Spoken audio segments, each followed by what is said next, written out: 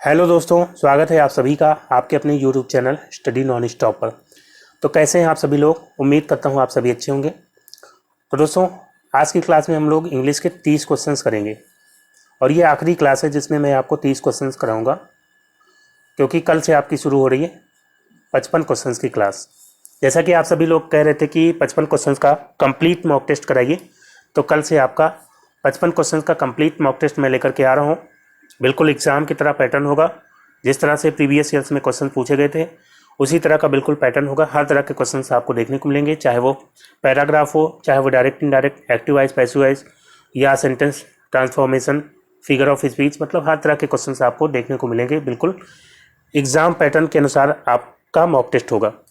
तो दोस्तों, इसी बात पर जो है लाइक करिए वीडियो को और शेयर करिए ज़्यादा से ज़्यादा। तो दोस्तों, शुरुआत करते हैं आज की क्लास की, जिसमें आपको दिया गया है सबसे पहले identify the figure of speech used in the following sentence. तो यहाँ पे आपको बताना है फिगर ऑफ स्पीच। दिया गया है dirty dolphins dove across the ocean. तो दोस्तों, यहाँ पे जो है कौन सा फिगर ऑफ स्पीच होगा? डर्टी डॉल्फिन यानी कि गंदी डॉल्फिन्स, डोव मतलब ये डाइव का जो है सेकंड फॉर्म है। डाइव मतलब जो है गोते लगाना। तो डोव अक्रॉस द ओशियन मतलब समुद्र के उस पार तक गोते लगाती हैं। Dirty dolphins dove across the ocean, बताइए कौन सा फिगर ऑफ स्पीच है? मेटाफर या एलिट्रेशन या एजोनेंस या यूफेमिज्म? तो दोस्तों, यहाँ पे इसका राइट आंसर हो जाएगा ऑप्शन बी, एलिट्रेशन। एलिट्रेशन में क्या होता है? तो इसमें किसी वर्ड के शुरुआत में कॉन्सोनेंट साउंड बार बार रिपीट होता है। ठीक है, जैसे कि आप देखेंगे यहाँ पे डर्टी में और डॉल्फिन में और डोव में, तो डा की साउंड आप देख रहे हैं इन तीनों वर्ड्स में रिपीट हो रही है बार बार। ठीक है, तो आपको जो है बार बार इसमें किसी वर्ड के शुरुआत में कॉन्सोनेंट साउंड बार बार अगर रिपीट होगा तो वहाँ पे क्या होगा? एलिट्रेशन। तो ऑप्शन बी यहाँ पे बिल्कुल राइट आंसर हो जाएगा। फिर दोस्तों, अगला क्वेश्चन लेते हैं। अगला है, अब यहाँ पे दिया गया है I could do this for ever. बताइए यहाँ पे कौन सा फिगर ऑफ स्पीच होगा? I could do this for ever यानी कि इसे मैं हमेशा कर सकता था। तो दोस्तों, यहाँ पे क्या हो जाएगा? यूफेमिज्म या एलिट्रेशन या हाइपरबोली या मेटाफर? तो दोस्तों, यहाँ पे आपका राइट आंसर हो जाएगा हाइपरबोली। जब किसी बात को बहुत बढ़ा चढ़ा करके बताया जाता है तो वहाँ पे हाइपरबोली होता है, या किसी बात को बहुत कम करके बताया जाए तो वहाँ पे भी हाइपरबोली होता है। जैसे कि यहाँ पे दिया गया I could do this for ever, मैं इसे हमेशा के लिए कर सकता था। तो ये जो बात है ये बहुत बढ़ा करके बताई जा रही है, हमेशा के लिए कोई काम नहीं कर सकता है कोई। ठीक है, तो यहाँ पे हाइपरबोली जो है इसका राइट आंसर हो जाएगा। और बहुत कम करके बताया जाए तो वहाँ पे भी हाइपरबोली होता है। इसका एक एग्जांपल मैं यहाँ पे दूंगा आपको, जैसे कि he has A P sized brain. P sized brain यानी कि उसके पास जो है मटर के आकार का दिमाग है। तो मटर के आकार का दिमाग तो किसी का इतना छोटा दिमाग तो होता नहीं, तो यहाँ पे बहुत कम करके बताया गया, तो यहाँ पे भी क्या हो जाएगा? हाइपरबोली। फिर दोस्तों, नेक्स्ट क्वेश्चन लेते हैं। अगला है, तो दोस्तों यहाँ पे भी आपको फिगर ऑफ स्पीच बताना है। दिया गया है we shall not stop, we shall go on and on, we shall move forward. तो दोस्तों, यहाँ पे जो है राइट आंसर क्या हो जाएगा आपका? ऑप्शन है यूफेमिज्म, एलिट्रेशन, हाइपरबोली, एनाफोरा। तो क्या इसका आंसर हो जाएगा? तो दोस्तों, यहाँ पे आपका राइट आंसर होगा एनाफोरा। एनाफोरा जो है इसका राइट आंसर हो जाएगा। इसमें क्या होता है? इसमें कई फ्रेजेस मान लीजिए हैं, तो इनकी जो शुरुआत होती है वो सेम वर्ड से शुरू होती है। जैसे कि यहाँ पे आप देखेंगे एक फ्रेज ये है वी शैल नॉट स्टॉप, फिर अगला we shall go on and on, फिर अगला है वी शैल मूव फॉरवर्ड। सबकी शुरुआत एक ही वर्ड से शुरू हो रही है, वी और वी। ठीक है, तो जहाँ पे कई फ्रेज या कई भाग जो है सेंटेंस के सेम वर्ड से शुरू होते हैं वहाँ पे होता है एनाफोरा। तो यहाँ पे डी ऑप्शन इसका राइट आंसर होगा एनाफोरा। फिर दोस्तों, बढ़ते हैं अगले क्वेश्चन की ओर। अगला है, तो दोस्तों यहाँ पे दिया गया है find out which part of sentence has an error. Sentence के किस पार्ट में एरर है बताना है। दिया गया है he knows that your muscles are not same as his, यानी कि वो जानता है कि तुम्हारी मसल्स उसके जैसी नहीं है। तो यहाँ पे जो है किस पार्ट में एरर है? अगर कोई एरर नहीं है तो आपका आंसर क्या होगा? Option D. तो दोस्तों, यहाँ पे he knows that your muscles are not the same होगा। यहाँ पे सेम के पहले द लगेगा, क्योंकि यहाँ पे पर्टिकुलर का सेंस आ रहा है, तो यहाँ पे द लगेगा। तो यहाँ पे he knows that your muscles are not the same as his. ठीक है, तो यहाँ पे किस पार्ट में एरर है? ऑप्शन सी यहाँ पे राइट आंसर हो जाएगा। फिर दोस्तों नेक्स्ट क्वेश्चन है, दिया गया है we shall wait till you will finish your lunch. तो बताइए किस पार्ट में एरर है? वी शैल वेट यानी हम इंतजार कर लेंगे, till you will finish your lunch, जब तक कि तुम अपना लंच फिनिश करो। तो यहाँ पे जो है बताइए किस पार्ट में एरर है? We shall wait till you will finish your lunch, क्या यहाँ पे विल आएगा? तो दोस्तों यहाँ पे विल नहीं आएगा। ध्यान रखिएगा, जब भी अनटिल आए या टिल आए या वेन आए, तो जब ये समय को दर्शाते हैं अनटिल, टिल या वेन, तो इनके तुरंत बाद जो सेंटेंस आता है उसमें जो है विल या शैल का यूज़ नहीं होता, विल या शैल का यूज़ नहीं होता। तो यहाँ पे जो है विल नहीं यूज होगा। तो यहाँ पे भी आपका सी ऑप्शन राइट आंसर हो जाएगा। फिर दोस्तों अगला क्वेश्चन है, तो दोस्तों यहाँ पे दिए गए हैं I and he are very good friends, यानी कि मैं और वो बहुत अच्छे दोस्त हैं। बताइए किस पार्ट में एरर है? तो दोस्तों यहाँ पे जो है आई एंड ही दिया गया है, यहाँ पे ही एंड आई होगा, ही एंड आई होगा। तो दोस्तों याद रखिएगा, जब सब्जेक्ट के स्थान पर एक से ज़्यादा पर्सन आ जाए, जैसे कि आई है, आई फर्स्ट पर्सन होता है और ही जो है थर्ड पर्सन होता है, या तीनों पर्सन आ जाते हैं, तो उनका जो है सीक्वेंस होता है, उसका रूल होता है। जैसे अगर मान लीजिए जनरल सेंस में बात हो रही हो, जनरल सेंस में अगर बात हो रही हो तो सबसे पहले वरीयता दी जाएगी सेकेंड पर्सन को, फिर थर्ड पर्सन को, और फिर जो है फर्स्ट पर्सन को सबसे लास्ट में। ठीक है, और अगर यही कन्फेशन का सेंस आ रहा हो सेंटेंस में, मतलब कोई गलती स्वीकार की जा रही हो, कन्फेशन मतलब कोई गलती स्वीकार करना, तो कन्फेशन का अगर सेंस आ रहा होगा तो वहाँ पे सबसे पहले आएगा फर्स्ट पर्सन, फिर सेकेंड पर्सन, फिर थर्ड पर्सन, ये जो है सीक्वेंस होता है। तो यहाँ पे जनरल सेंस है I and he are very good friends. ठीक है, तो यहाँ पे he and I are very good friends हो जाएगा। ठीक है, सेकेंड पर्सन पहले आना चाहिए, तो सेकेंड पर्सन यहाँ पे है नहीं, ही जो है थर्ड पर्सन होता है तो ही पहले आ जाएगा, और आई जो है फर्स्ट पर्सन होता है तो वो जो है बाद में आएगा, इसका जो है क्रम सबसे लास्ट में होता है। तो थर्ड पर्सन फिर जो है फर्स्ट पर्सन आ जाएगा। आर यहाँ पे प्लूरल हेल्पिंग वर्ब लगेगी क्योंकि यहाँ पे एंड लगा है। ठीक है, तो आर यहाँ पे हो जाएगा वेरी गुड फ्रेंड्स। कन्फेशन के सेंस में पहले फर्स्ट पर्सन आता है, फिर सेकेंड पर्सन, फिर थर्ड पर्सन। इसका एक एग्जाम्पल यहाँ पे मैं आपको दे देता हूँ, जैसे कि आई और फिर सेकेंड पर्सन यू ले लेते हैं, यू, और फिर and he have made a mistake, have made a mistake. तो यहाँ पे कन्फेशन का सेंस आ रहा है कि मैंने, तुमने और उसने एक गलती कर दी है। ठीक है, तो यहाँ पे कन्फेशन का सेंस आ रहा है, तो यहाँ पे फर्स्ट पर्सन सबसे पहले हो गया आई, फिर सेकंड पर्सन यू हो गया, फिर थर्ड पर्सन ही हो गया। ठीक है, तो ये सीक्वेंस होता है, जनरल के सेंस में ये होता है, कन्फेशन के सेंस में आपका ये वाला होता है। ठीक है, फिर दोस्तों नेक्स्ट क्वेश्चन लेते हैं, अगला है, अब यहाँ पे आपको दिया गया है one should look after their parents. बताइए यहाँ पे किस पार्ट में एरर है? तो दोस्तों यहाँ पे दिए गए हैं one should look after their parents, यानी कि किसी को अपने पेरेंट की देखभाल करनी चाहिए। तो one should look after their parent यहाँ पे दिए गए हैं, तो देयर नहीं होगा, वंस होगा। सब्जेक्ट के स्थान पर अगर वन आ रहा है तो उसके लिए जो पॉजेसिव नाउन होगी वो या तो वन हो सकती है या वंस हो सकती है। ठीक है, ये हिज, हर, हिम ये सब नहीं हो सकता है, देयर ये सब नहीं हो पाएगा। तो वन के साथ जो है वन या वंस ही आएगा। ठीक है, तो यहाँ पे जो है वंस होगा। किस पार्ट में गलती है? तो सी यहाँ पे राइट आंसर हो जाएगा। फिर दोस्तों नेक्स्ट क्वेश्चन है,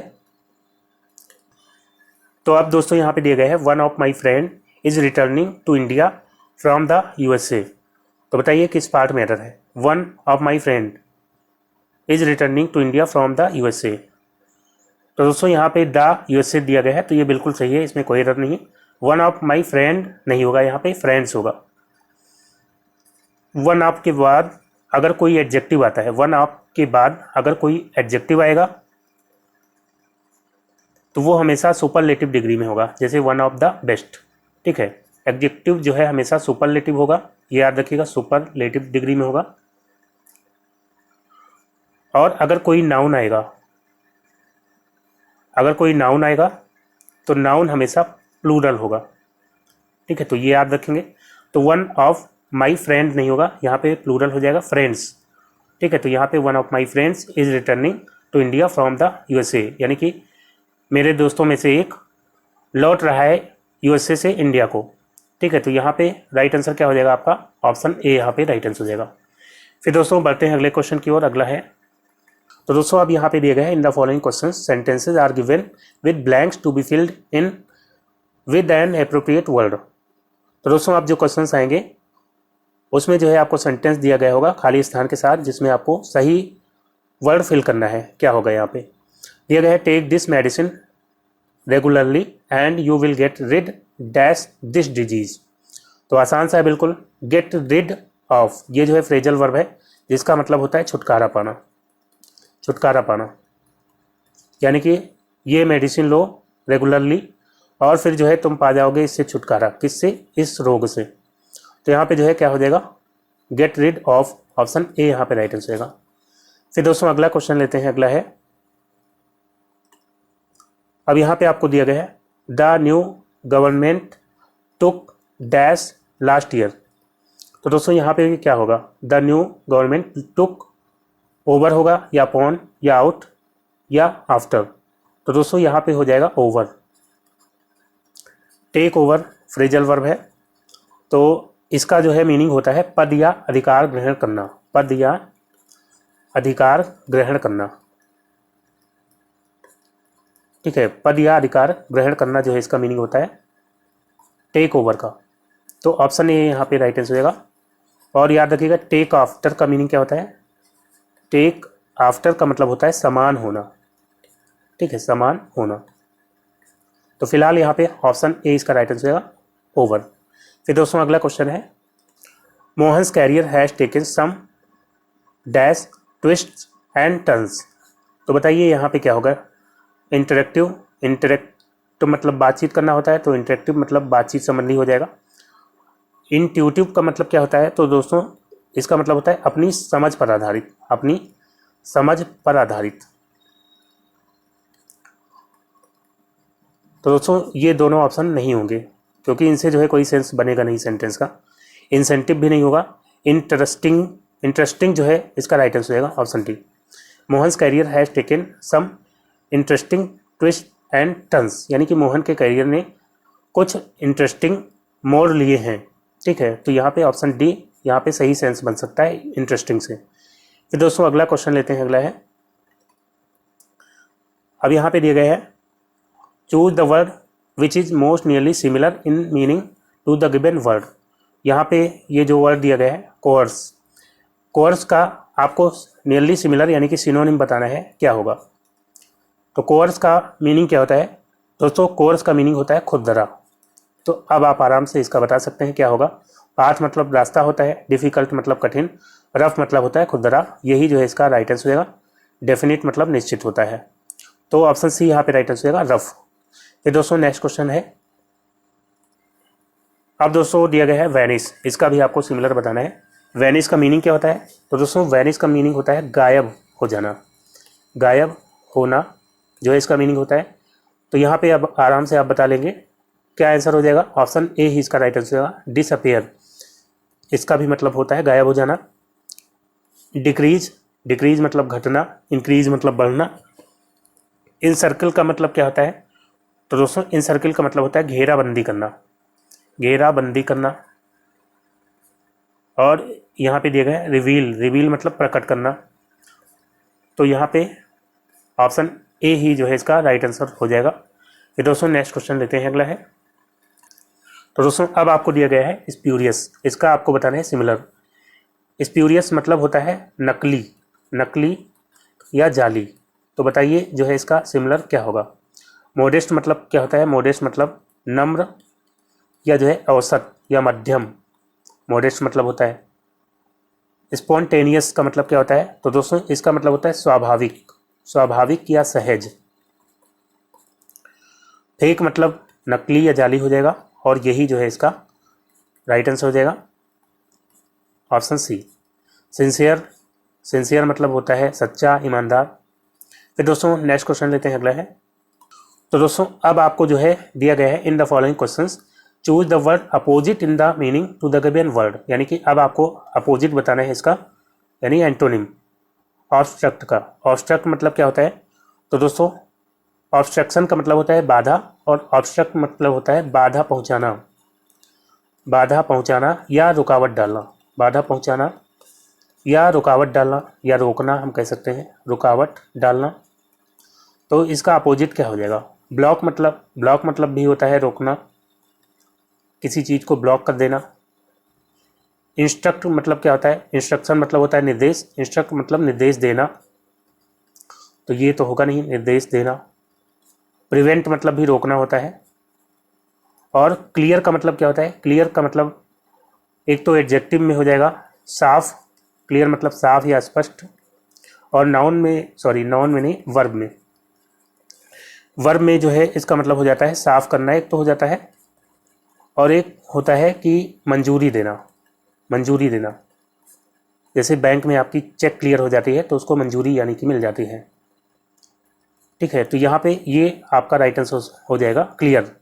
ठीक है, एक होगा रुकावट डालना और एक होगा मंजूरी देना, दोनों एक दूसरे के अपोजिट हो जाएंगे। तो ऑप्शन डी बिल्कुल यहाँ पे राइट आंसर हो जाएगा। फिर दोस्तों अगला क्वेश्चन है, अब आपको यहाँ पे दिया गया है नैक।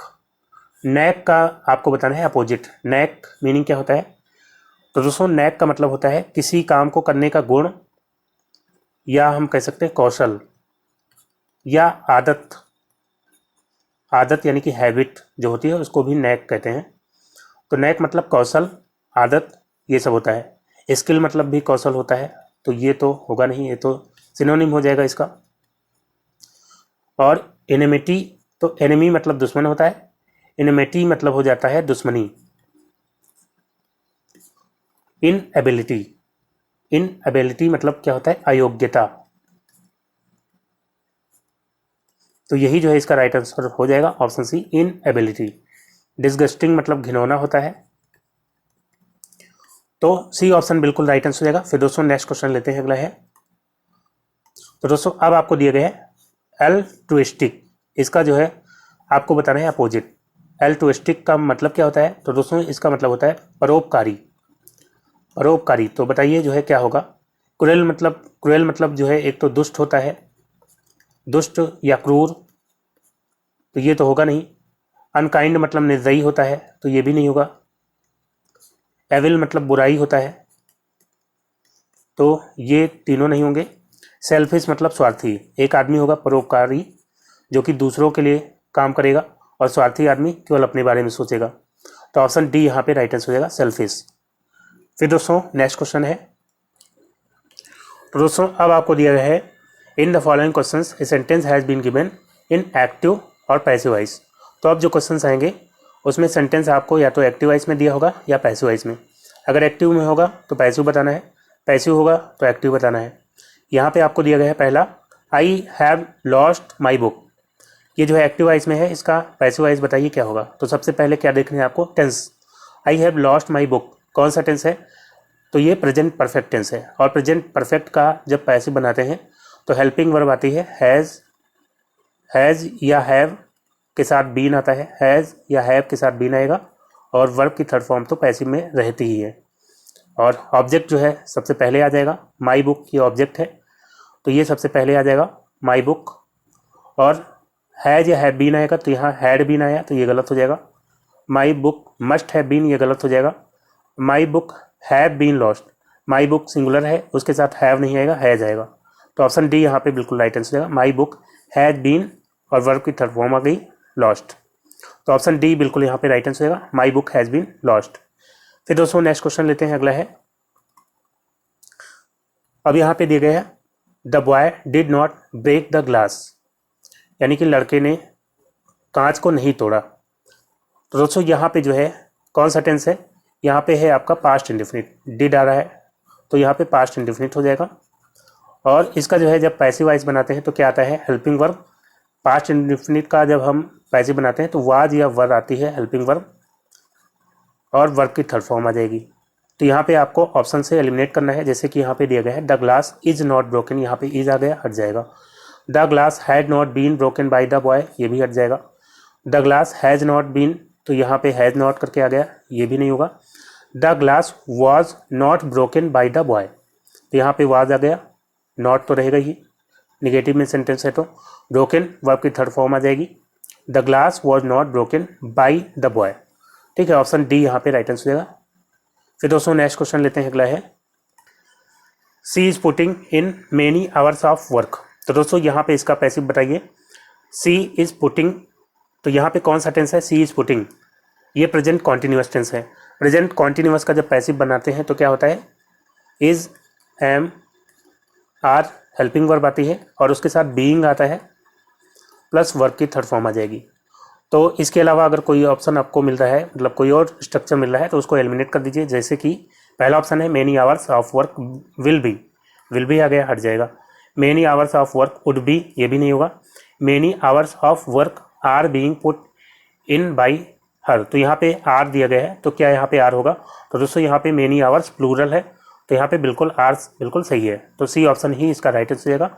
और यहाँ पे many hours of work is being दिया गया है, तो यहाँ पे ये गलत हो जाएगा, तो सी ऑप्शन यहाँ पे बिल्कुल राइट आंसर होगा। फिर दोस्तों नेक्स्ट क्वेश्चन लेते हैं, अगला है some people were helping the wounded women, यानी कि कुछ लोग हेल्प कर रहे थे वुंडेड वुमेन यानी घायल महिला की। तो बताइए यहाँ पे इसका पैसिव बताना है। सम पीपल वर हेल्पिंग कौन सा टेंस है, पास्ट कॉन्टिन्यूअस। पास्ट कॉन्टिन्यूअस में क्या होता है, वाज या वर हेल्पिंग वर्ब होती है प्लस बीइंग होता है, इसमें भी बीइंग होता है वाज या वर्ब के साथ, और फिर जो है वर्ब की थर्ड फॉर्म। तो यहाँ पे ऑप्शन से एलिमिनेट करेंगे। The wounded woman was helped, यहाँ पे वाज बीइंग नहीं है इसलिए हट जाएगा। The wounded woman is being, यहाँ पे इज आ गया। The wounded woman was being help by some people, the wounded woman was being आ गया, तो यही जो है इसका राइट आंसर होगा, क्योंकि वुंडेड वुमन सिंगुलर है तो यहाँ पे वाज आएगा ना कि वर्ब, तो सी ऑप्शन इसका राइट आंसर होगा। और डी ऑप्शन में क्या दिया गया है, द वुंडेड वुमन इज, यहाँ पे इज आ गया इसलिए गलत हो जाएगा, तो सी ऑप्शन यहाँ पे बिल्कुल राइट आंसर हो जाएगा। फिर दोस्तों नेक्स्ट क्वेश्चन है, तो दोस्तों अब आपको दिया गया है in the following questions 4 alternatives are given for the idiom और फ्रेज अंडरलाइन। तो अब जो क्वेश्चंस आएंगे उसमें सेंटेंस आपको दिया गया होगा जिसमें कुछ पार्ट अंडरलाइन होगा। अंडरलाइन पार्ट या तो ईडियम या फ्रेज होगा, तो उसका मीनिंग आपको ऑप्शन से बताना है, यानी कि कौन सा ऑप्शन इस ईडियम या फ्रेज को रिप्लेस कर सकता है। तो यहाँ पे आपको दिया गया है your report of the matter is all moonshine. All moonshine जो कि एक ईडियम है, इसका मतलब आपको बताना है क्या होगा। तो दोस्तों इसका मतलब होता है एकदम झूठा या जो है भ्रामक। तो दोस्तों यहाँ पे जो है पहला ऑप्शन है एक्सेप्टेबल, तो ये नहीं होगा। एक्सेप्टेबल मतलब हो जाता है स्वीकार्य, तो ये नहीं होगा। एक्सेलेंट मतलब बहुत बढ़िया, तो ये भी नहीं होगा। और यहाँ पे दिया गया है कॉन्कॉक्टेड, इसका मतलब क्या होता है मनगढ़ंत, तो यही जो है इसका राइट आंसर है मनगढ़ंत, option C.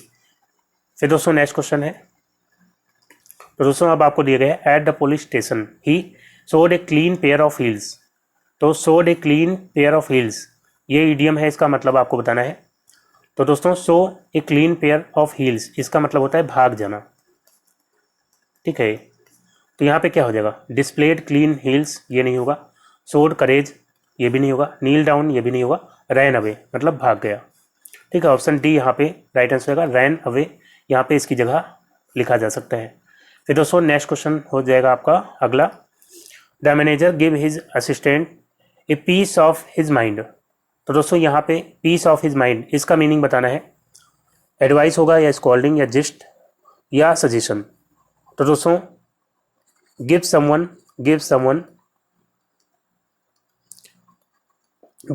A piece of mind का मतलब क्या होता है, give someone a piece of mind इसका मतलब होता है डांटना, किसी को डांटना, ठीक है। तो यहाँ पे क्या हो जाएगा, एडवाइस मतलब सलाह, स्कॉल्डिंग मतलब डांट हो जाता है, ठीक है। स्कॉल्ड मतलब डांटना, स्कॉल्डिंग मतलब यहाँ पे डांट हो जाएगी। The manager gave his assistant A scolding यहाँ पे हम लिख सकते थे पीस ऑफ हिज माइंड की जगह, तो ऑप्शन बी बिल्कुल यहाँ पे राइट आंसर होगा। जेस्ट मतलब क्या होता है, जेस्ट मतलब निचोड़ या सार, सजेशन मतलब सुझाव, तो बी ऑप्शन ही यहाँ पे राइट आंसर हो जाएगा। फिर दोस्तों नेक्स्ट क्वेश्चन है, तो दोस्तों अब आपको दिया गया है in the following question out of the 4 alternatives choose the one which can be substituted for the given words और सेंटेंस। तो अब जो क्वेश्चन आएंगे उसमें आपको कुछ वर्ड्स दिए गए होंगे या सेंटेंस दिया गया होगा, उसके लिए एक वर्ड आपको बताना है, यानी कि वन वर्ड सब्सटीट्यूशन का क्वेश्चन हो जाएगा। तो सबसे पहले आपको दिया गया है constant effort to achieve something, यानी कि किसी चीज़ को पाने का लगातार प्रयास। उसके लिए एक वर्ड क्या होगा? पहला ऑप्शन है एंथुजियाज्म, तो इसका मतलब तो जोश होता है। परसिवरेंस, इसका मतलब होता है दृढ़ता। विगर मतलब क्या होता है? ताकत या शक्ति। अटेम्प्ट मतलब प्रयास। तो यहाँ पे कौन सा ऑप्शन सही हो सकता है? तो दोस्तों यहाँ पे ऑप्शन बी राइट आंसर हो जाएगा, perseverance. Constant effort to achieve something, यानी किसी चीज़ को पाने का लगातार प्रयास। तो लगातार आप किसी चीज़ को पाने का प्रयास करते रहते हैं, चाहे कितनी भी मुश्किल आए, तो वो जो है आपकी एक दृढ़ता होती है, परसिवरेंस होता है। तो ऑप्शन बी जो है आपका बिल्कुल राइट आंसर हो जाएगा। फिर दोस्तों नेक्स्ट क्वेश्चन लेते हैं, अगला है, अब आपको दिया गया है a vivacious and lively experience is said to be. Vivacious and lively experience, इसका मतलब क्या होता है? इसका मतलब होता है कि बहुत ही ज़्यादा रोमांचक अनुभव। ठीक है, तो यहाँ पे जो है पूछा गया है कि बहुत ज़्यादा रोमांचक अनुभव, उसको क्या कहा जाएगा? A vivacious and lively experience is said to be, यानी कि क्या कहा जाएगा?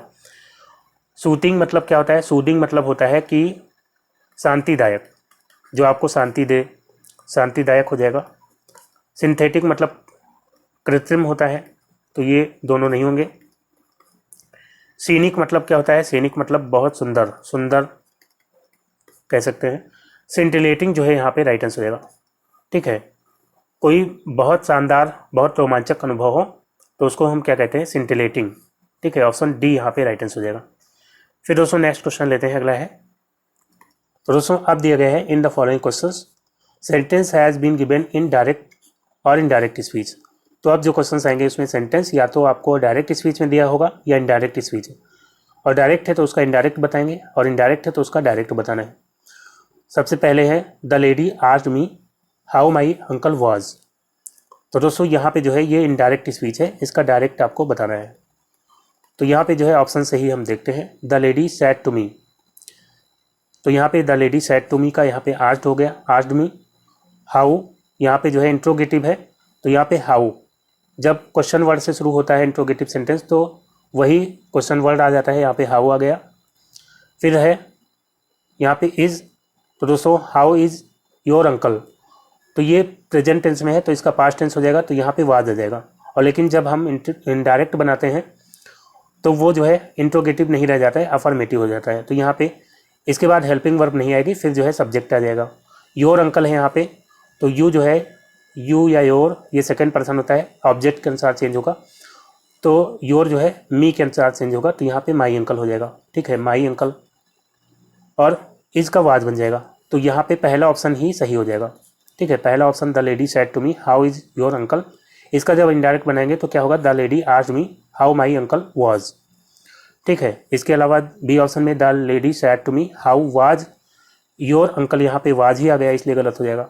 The lady asked me how is your uncle doing, तो दोस्तों यहाँ पे how is your uncle doing यहाँ पे आ गया, तो ये जो है गलत हो जाएगा।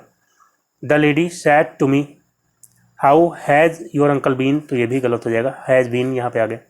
तो पहला ऑप्शन ही राइट आंसर हो जाएगा। फिर दोस्तों नेक्स्ट क्वेश्चन है, Pihu ordered her brother to turn down the television and let her work in peace, यानी कि पीहू ने आदेश दिया अपने भाई को कि वो टेलीविज़न का वॉल्यूम कम कर दे और जो है उसको शांति से काम करने दे।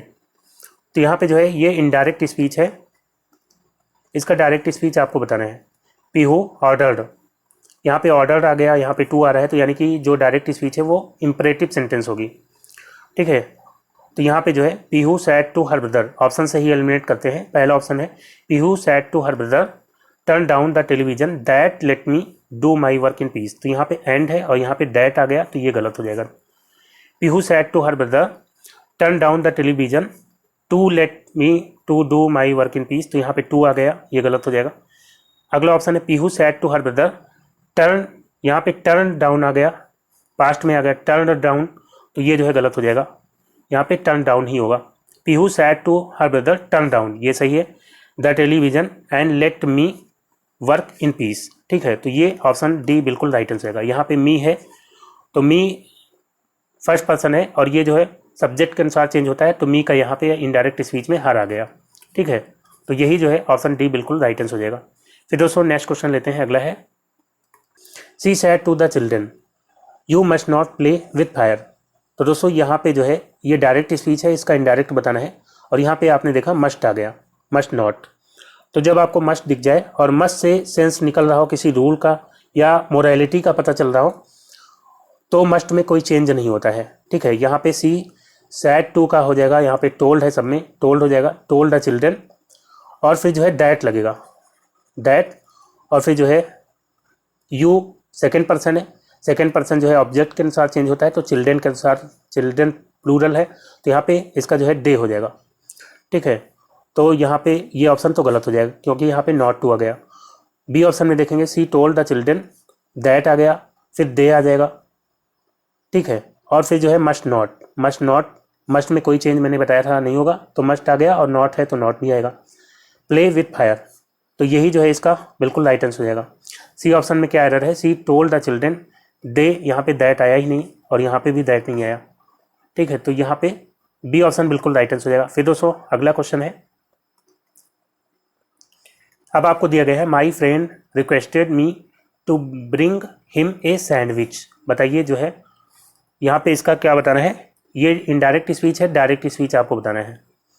माई friend requested me to bring him a sandwich, requested आ गया यानी कि इम्परेटिव सेंटेंस है, और रिक्वेस्टेड जब आता है तो डायरेक्ट स्पीच में प्लीज़ या काइंडली ये सब वर्ड आपको देखने को मिलते हैं।